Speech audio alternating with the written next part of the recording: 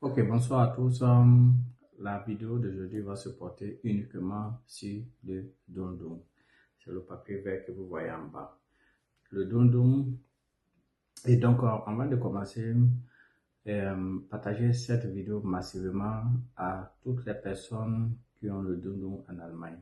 Le dundum, c'est le papier avec le trait rouge là. C'est ce que vous voyez en bas là. Et donc, je vous prie de bien écouter cette vidéo et puis de la partager massivement pour que d'autres personnes voient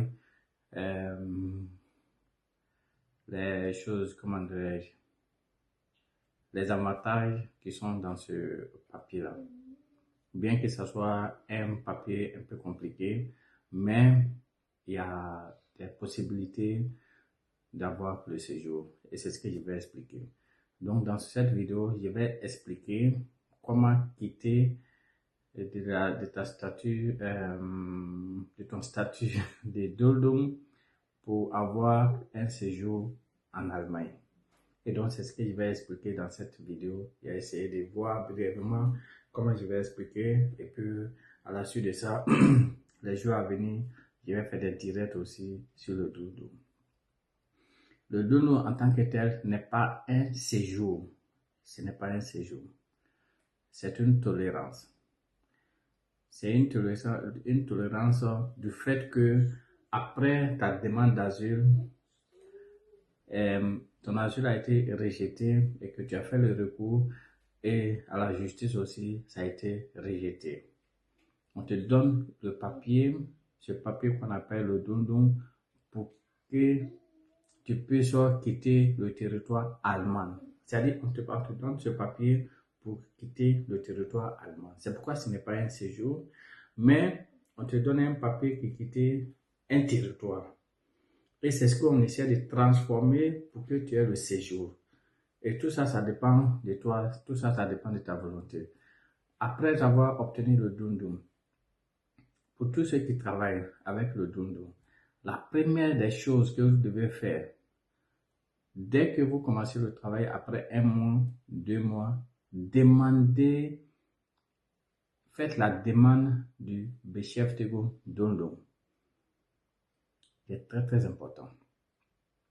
Dès que vous faites la demande du Beschäftigung Dundum et que on vous donne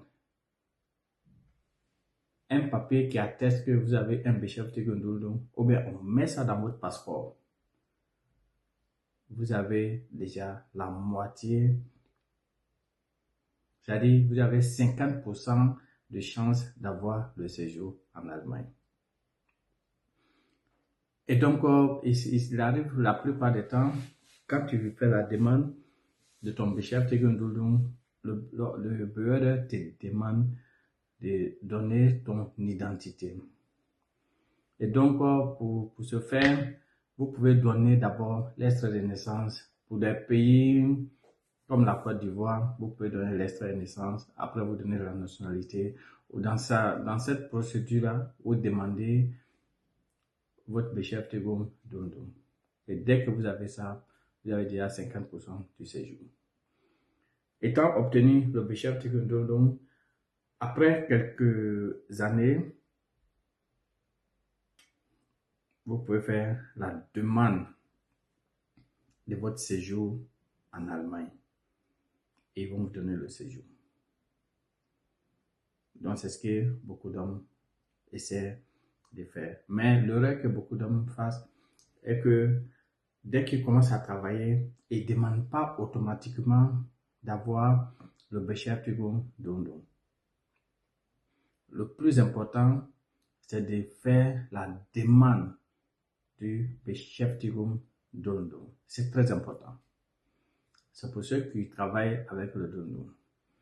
Maintenant, pour ceux qui font une formation qu'on appelle Ausbildung, en allemand, ceux qui font une formation, dès que tu commences ta formation, tu peux faire ta demande du Ausbildung Dundum.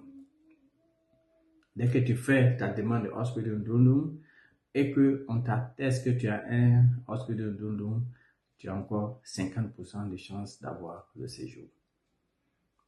Et la procédure, c'est la même chose. En fait, dès que tu commences à demander, dès que tu fais la demande de ton chose, comment dire, de ton Ausbildung, ils vont toujours te demander ton identité. Si en ce moment tu n'as pas le passeport, tu leur dis que tu n'as pas le passeport et que tu vas essayer de faire ton passeport. Et dès que tu as ton chose, tu as ton extrait de naissance, tu donnes ça au bureau. Tu leur dis que voici mon extrait de naissance et tu as eu ta nationalité, tu donnes ça au bureau. Tu leur dis que voici ma nationalité. Et pendant ce temps-là, tu fais la demande de ton chose, comment dire, de ton Ausbildung. Une fois on te livre ton Ausbildung, encore, je répète, tu as les 50% d'avoir le séjour. Et dès que tu finis ta formation, qu'on appelle Ausbildung, tu finis ta formation, tu commences le travail, tu demandes ton séjour, on te donne un séjour. Et donc, c'est-à-dire le X c'est quoi? Il faut toujours coopérer avec le bureau, toujours coopérer. Une fois tu arrêtes la coopération avec ton Osnabrück, là tu as les problèmes. On te demande ton identité, essaie de prouver ton identité et tu le fais de façon peu à peu. Et jusqu'à l'obtention de ton passeport, parce que pour faire la demande du passeport, ça prend du temps. Et jusqu'à l'obtention de ton passeport, tu coopères toujours avec ton Osnabrück. Le Osnabrück n'est pas compliqué en tant que tel, mais tu dois coopérer avec le Osnabrück. C'est très important. Maintenant, il y a eu une loi qui est sortie qu'on appelle le 104C. Et je pense que beaucoup de nos frères ont profité de ce 104C. On obtient seulement le 104C quand tu as le dojo.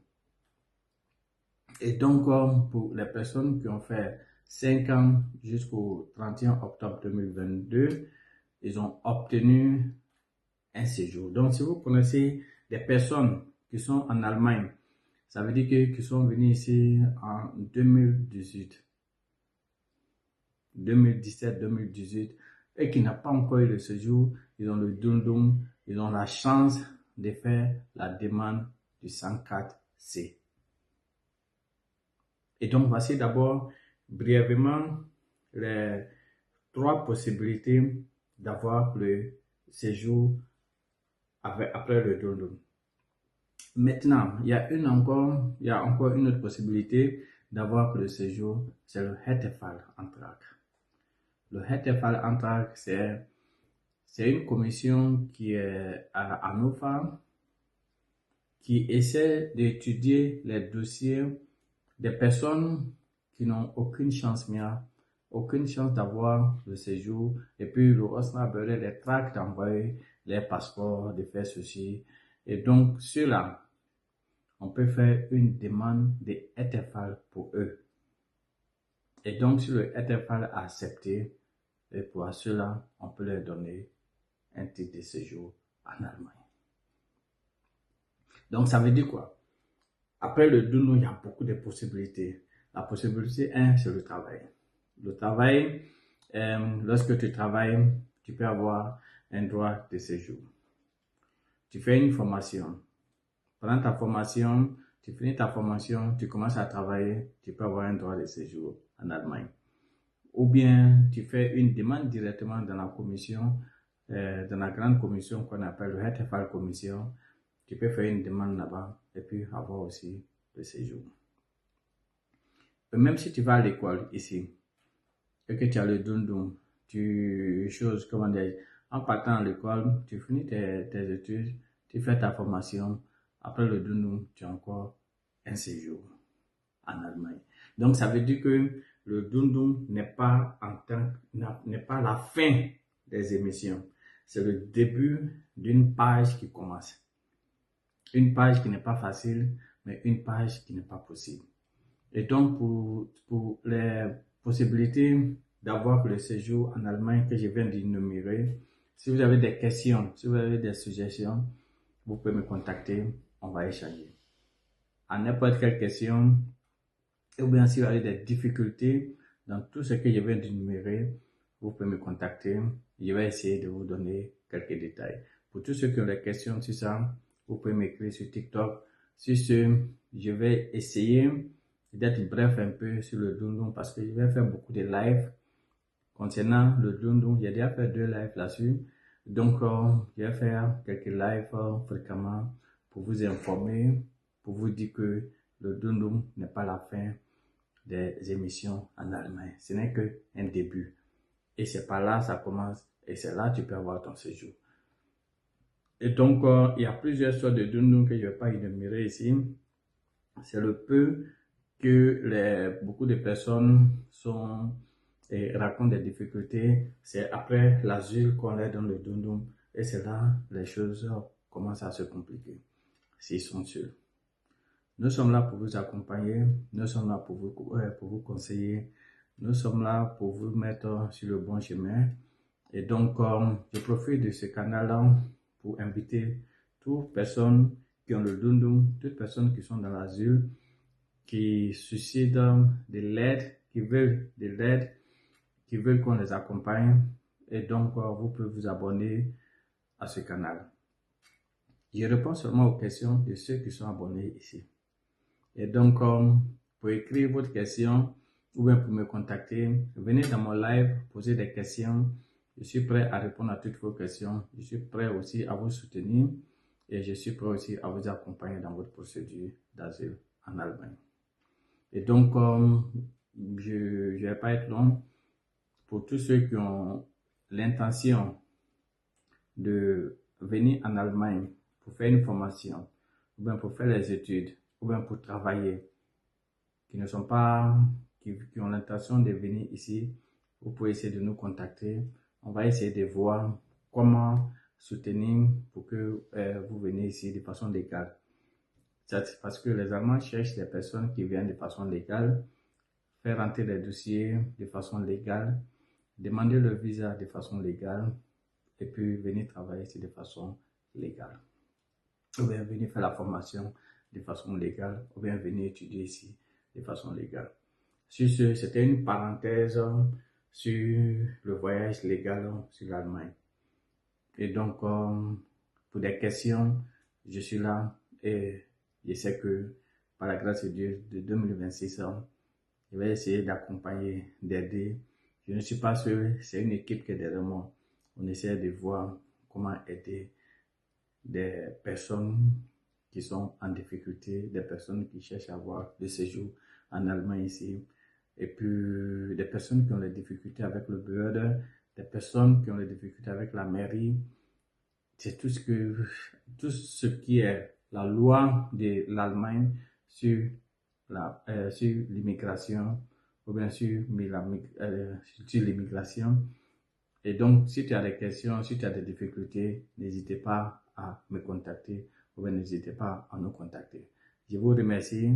Et donc, c'était une vidéo sur le Dundun en Allemagne. Sur ce, on a la prochaine pour la prochaine vidéo ou bien le prochain live. N'hésitez pas à partager, à taguer et à inviter beaucoup de personnes pour que ça puisse aider aussi ceux qui ne sont pas ici.